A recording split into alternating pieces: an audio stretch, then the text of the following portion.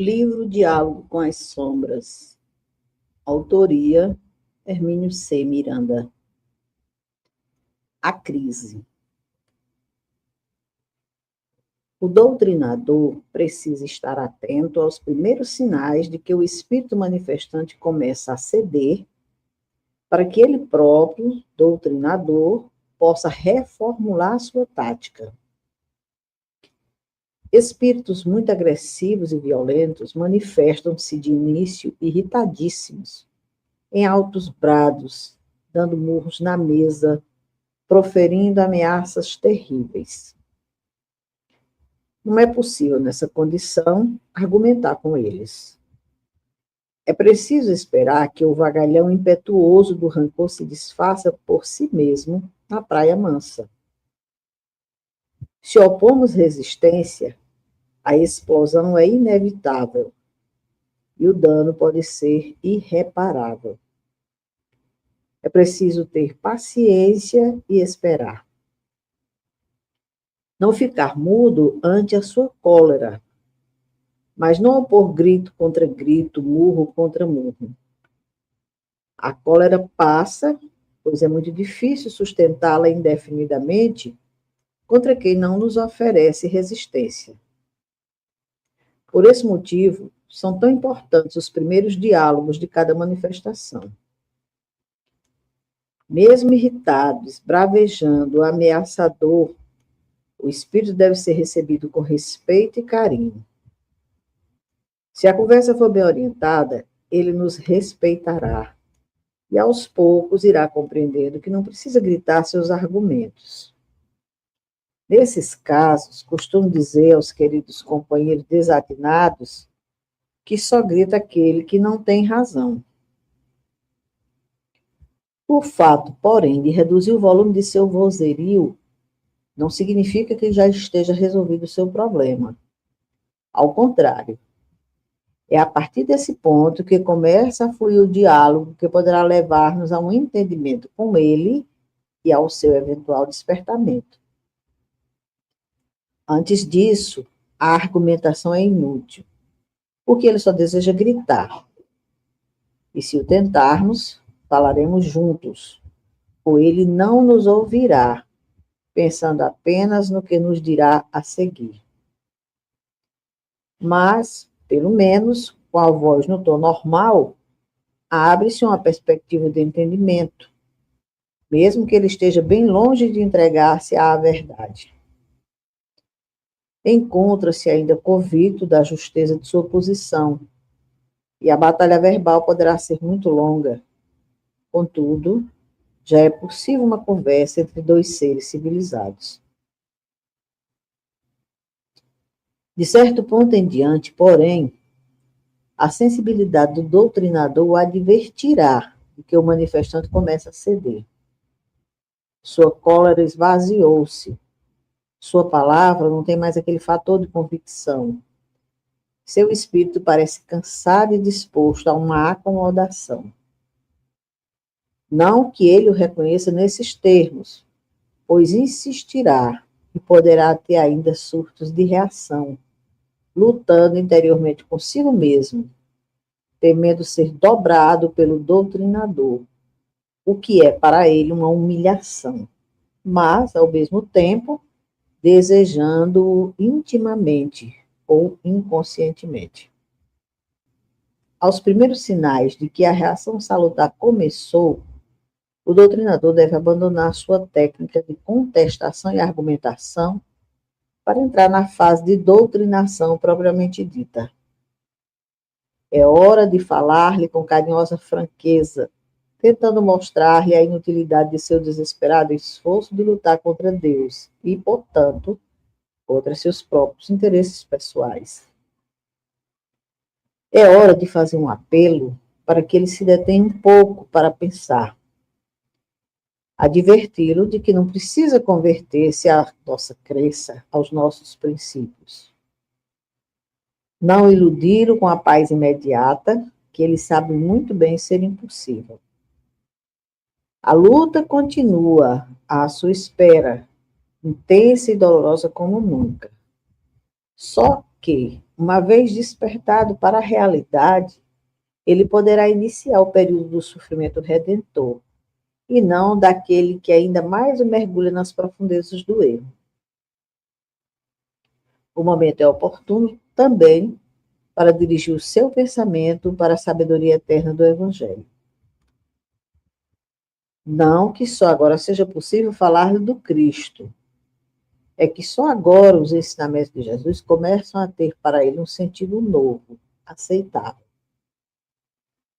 Mais do que nunca, ele deve estar certo da nossa absoluta sinceridade e do nosso afeto desinteressado.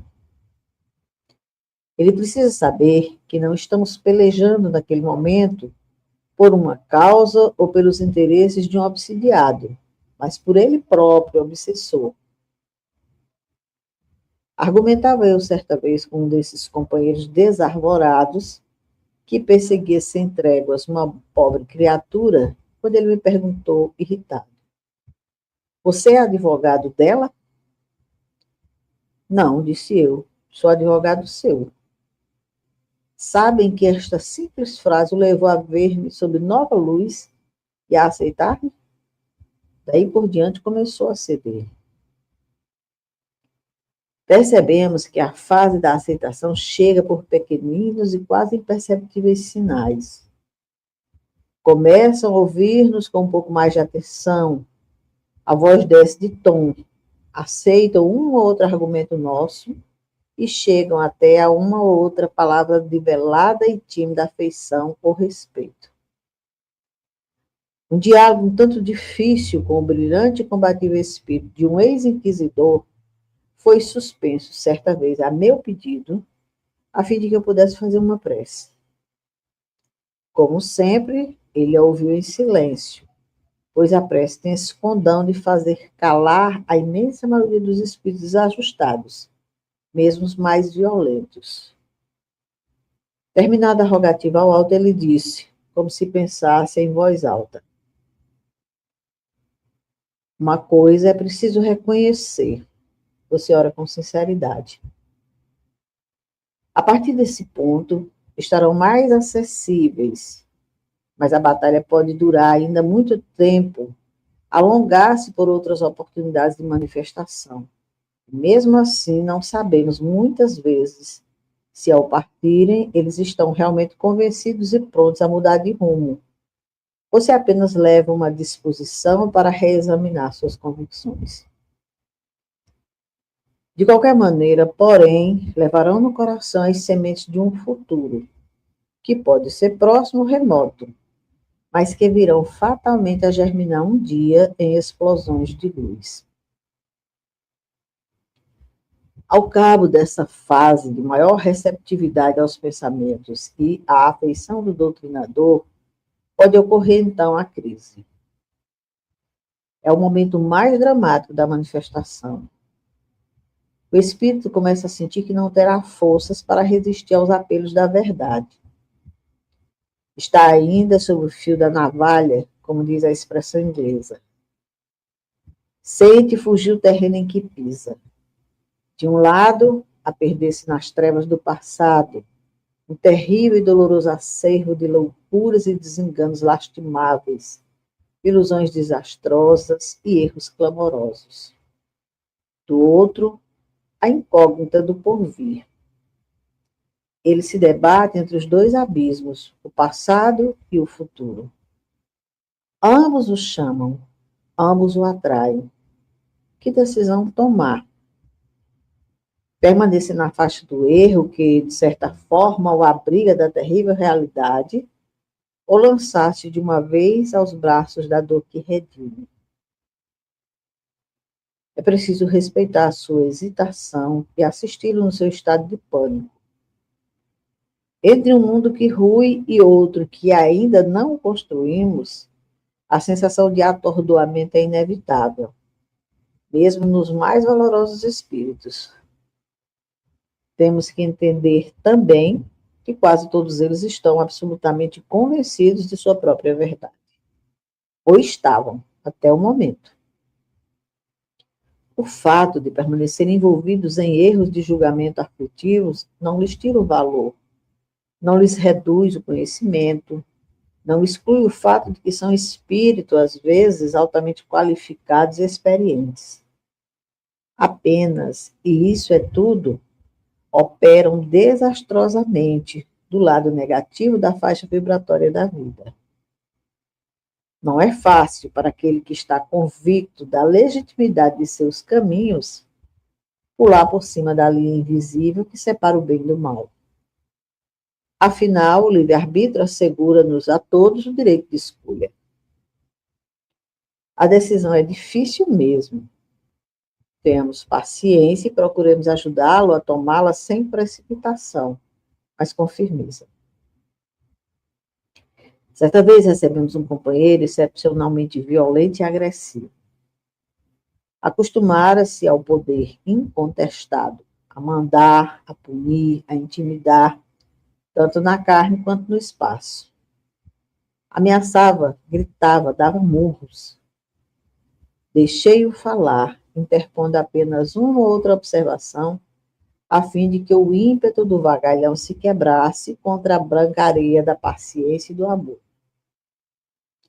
Claro que interpreta a minha calma como covardia. Desesperançado de arrastar-me para o debate estéril no campo puramente filosófico, promete, afinal, pensar no assunto, pois acabou tocado pelo sentimento de afeição que encontrou entre nós. Estava ameaçando ceder, mas era ainda muito cedo para uma decisão final, como vimos nas próximas sessões. Na semana seguinte, voltou novamente agressivo e irritado, alegando que quase havia caído por causa da nossa afeição, mas que conseguira reagir. Não estava convencido, mas concordou em não gritar mais e a não nos incomodar dali em diante com a sua presença. Seguirá seu caminho de sempre, e acrescentou: poderia enganar você e dizer que estou convertido, mas não quero fazer isso. É honesto, responde com dignidade à nossa tentativa de aproximação e entendimento. Agradeço sua lealdade, e ele segue procurando atrair-me para o debate. Qualquer argumento que lhe apresente, ele o vira à sua maneira, para servir aos seus propósitos e justificar sua filosofia de vida. Faz pouco da minha inteligência, que ridiculariza à vontade. Bem que se esforçou, diz ele, em mostrar-me o caminho. Somente se deixaria convencer pela argumentação, nada mais. O doutrinador precisa estar preparado para situações assim. Em primeiro lugar, como já vimos, o clima da discussão é o que convém a esses irmãos atormentados. A conversa mansa e a busca de entendimento não interessam aos seus propósitos. Em segundo lugar, é preciso considerar que nada temos a dizer-lhes que eles não saibam. Conhecem perfeitamente a sua condição de espíritos desencarnados, a responsabilidade que assumiram perante a lei, o conceito da reencarnação, a imortalidade, a existência de Deus. São inteligentes e experimentados. Não é, pois, pelos caminhos frios da mente que chegaremos a eles, e sim através do roteiro luminoso do amor fraterno. E é precisamente por isso que, consciente ou inconscientemente, procuram arrastar-nos para o debate. Terreno firme que conhecem e no qual podem esgrimir à vontade seus argumentos de um ponto de vista vantajoso. Quanto ao campo sentimental, consideram perigoso, porque está minado de imprevistos. Quando menos se espera, surge no passado uma lembrança esquecida, o vulto espiritual de um ser a quem muito amaram, o apelo de uma voz cariciosa. A certo ponto, cesso a conversa e oro. Ele ainda insiste em falar e prosseguir o debate, mas acaba calando-se. Quando tenta reagir fisicamente, está preso pelos pulsos por um laço fluídico invisível a nós, mas que o mantém fortemente contido, por mais que se esforce. Volta a esbravejar, ameaçar. começa a crise maior. É evidente que tenta ainda reagir e procura acalmar-se, dizendo que estou me esgotando inutilmente na tentativa de dominá-lo. Não tenho a menor intenção de dominá-lo, e sim de despertar o seu espírito. Dou-lhe prolongados passes enquanto a crise se adensa e aprofunda. Subitamente, ele começa a gritar que não quer e não pode fazer aquilo, e informa realmente em pânico que tudo está ruindo em torno dele e dentro dele. Por fim, chora desesperado e parte. Este irmão voltou mais uma vez na semana seguinte. Apresenta-se completamente desarvorado, mas ainda procura iludir-se, tentando convencer-se de que está vivendo um pesadelo, do qual vai acordar a qualquer momento. Digo-lhe que, ao contrário, agora que ele acordou de um pesadelo multissecular, ele está arrasado. Confessa que pela primeira vez tem medo.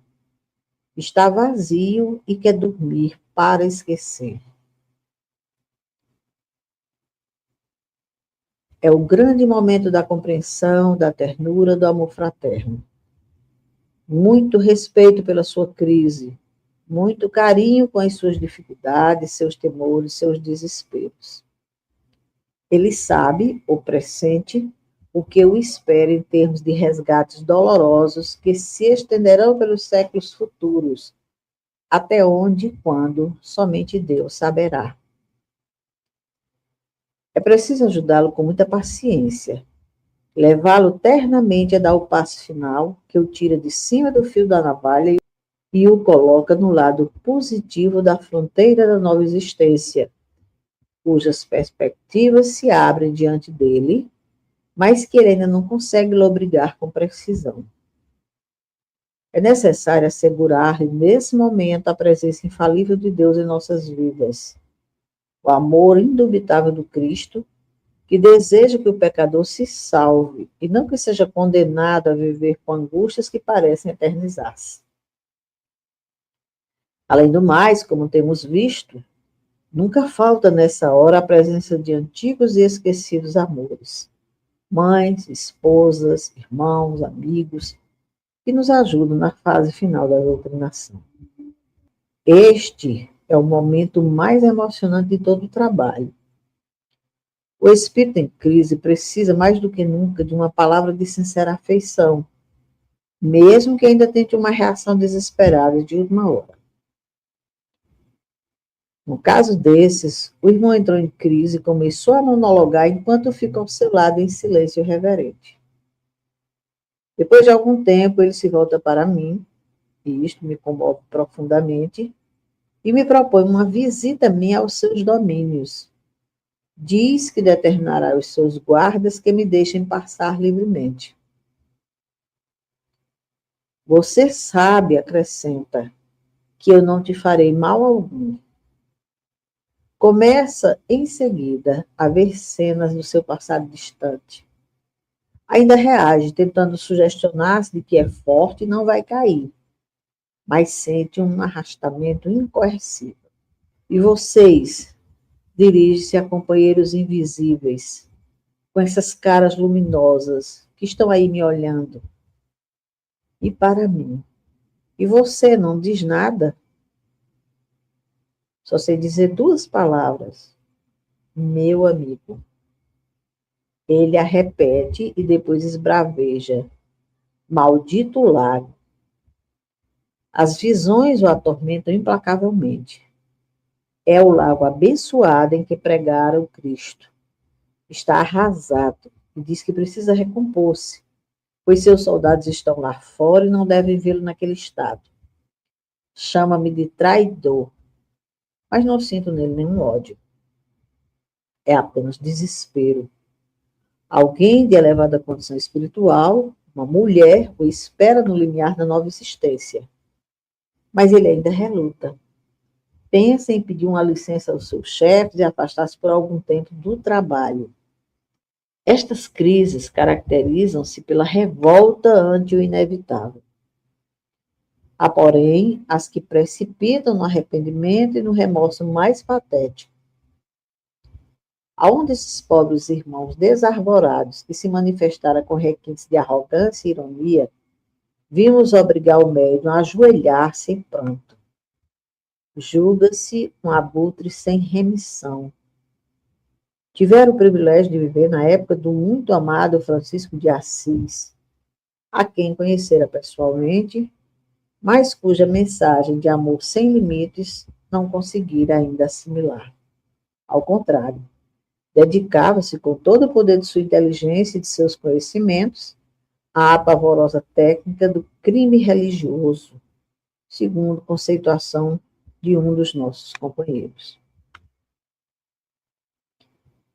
Em suma, a crise manifesta de muitas maneiras, mas dentro de certas configurações padronizadas.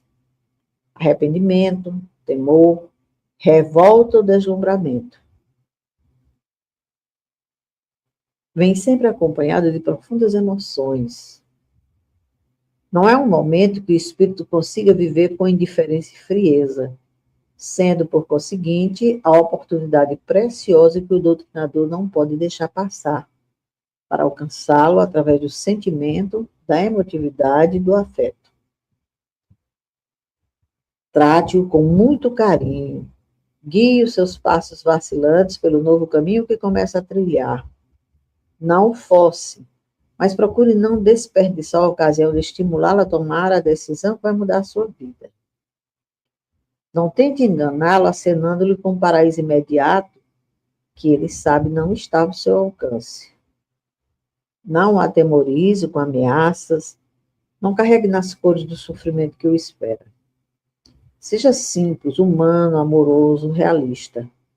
Ofereça-lhe a sua ajuda, mencione a assistência espiritual que estará ao seu dispor, não para fazer por ele, mas para fazer com ele o trabalho de reconstrução que o aguarda.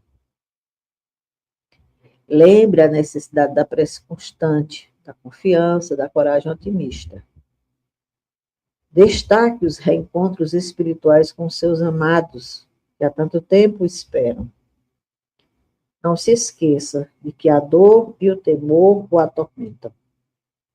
Coloque em seu coração a semente da esperança e mostre-lhe confiante as perspectivas da paz. A essa altura, ele não pode mais voltar sobre seus passos para a proteção feroz da sua antiga organização ou do seu regime de responsabilidade pessoal. Seus ex-comparsas não mais o receberiam senão para castigá-lo pela sua fraqueza.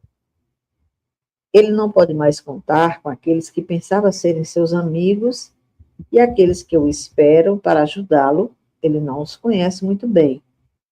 Ou então sente diante deles uma vergonha mortal pela enormidade de seus desvarios. Além do mais, ele teme vinganças cruéis, pois esse foi o clima em que viveu durante séculos ou milênios. Ou assusta-se ante a perspectiva de encarnações extremamente penosas, em corpos deformados, cegos ou mutilados. Um tipo exemplo desses, quando o espírito fica sobre a linha contemplando as duas perspectivas, passado e presente, tenho-a no caso de que tratamos. Era extremamente rebelde, rude, agressivo e violento. Foi também um inquisidor. Ao despertar para a verdade, confessa a aflição que experimenta diante da enormidade de suas culpas. Não se julga digno da afeição de espíritos tão elevados como de sua mãe.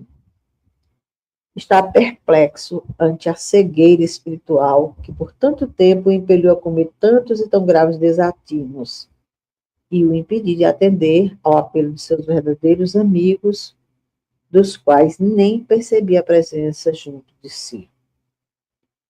Preocupa-se com aqueles que lideravam no mundo das sombras, que, a seu ver, ficariam agora ao abandono. Digo-lhe que Deus vela por todos nós e que uma tarefa que poderia desempenhar mais tarde seria precisamente a de ajudar a recuperar os irmãos que ainda ficaram nas sombras. Pede que oremos por ele e que o perdoemos pelo tratamento que nos deu de início com a sua agressividade. Também eu lhe peço minhas desculpas por uma ou outra palavra mais enérgica necessária, às vezes, para o despertamento. Ele chora pela primeira vez em muito, muito tempo, segundo nos informa, e parte.